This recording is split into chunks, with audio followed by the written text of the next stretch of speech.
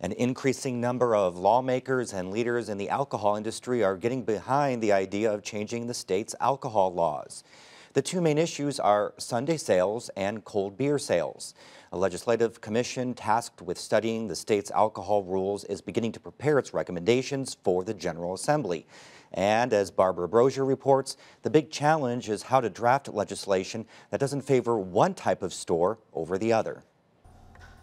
The owner of Hoosier Buddy Liquors is in a unique position. We're the only liquor store in Nashville. But his biggest competition sits right next door. Our biggest competitor, on price especially. While CVS may be able to sell its beer, wine, and liquor with minimal markup, Davis has a different advantage. The alcohol he sells is already cold. Sunday sales might be an inconvenience, but cold sales in those other stores would very nearly kill a lot of the independent liquor stores in Indiana. Indiana only allows liquor stores to sell cold beer, but it's one of many laws a special alcohol code revision commission is considering changing.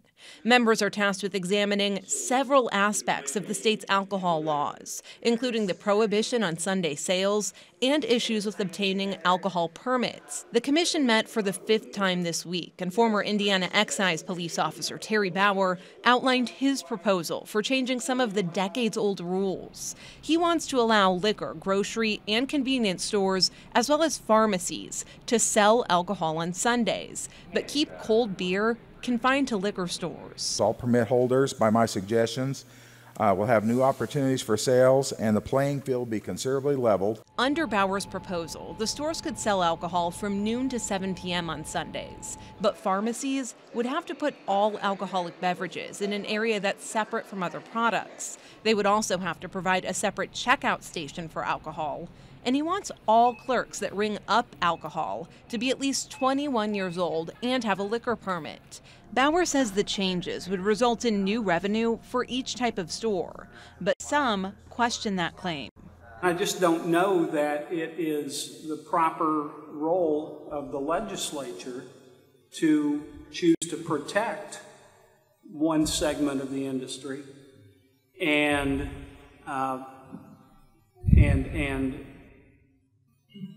not provide the same kind of protection to someone else, or not allow the same benefit to someone else in the business.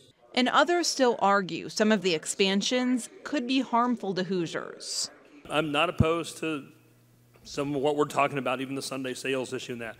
But the more we make this a commodity like any other, the more we're going to create more social problems. Davis wants state legislators to consider other changes to Indiana's alcohol laws that could help level the playing field between liquor stores and their competitors. He wants them to consider lifting restrictions on who can come into the stores and what they can sell. Lift the law that states you have to be 21 to come in here, because I think it's quite hypocritical that a child can't come in here, but they can do whatever they want in a Kroger or Walmart surrounded by the exact same products. It's a lot for the commission to consider before drafting its final recommendations for lawmakers by the end of the year. There's certainly some high-profile issues out there: Sunday sales, cold beer, how products are displayed, auctioning permits, a number of issues.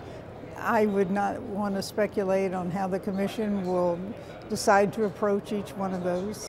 Davis says liquor stores, including his own, will survive if a Sunday sales bill makes its way to the governor's desk. It's what could come after that, changes to selling cold beer, that worries him. I might be able to survive it, but my business model and my approach would definitely have to change, and it would definitely not help. For Indiana News Desk, I'm Barbara Brosier. The committee is not only supposed to come up with recommendations for the legislature, but also drafts of legislation, and that's all due the first week of December. The committee is scheduled to meet at least 2 more times before then.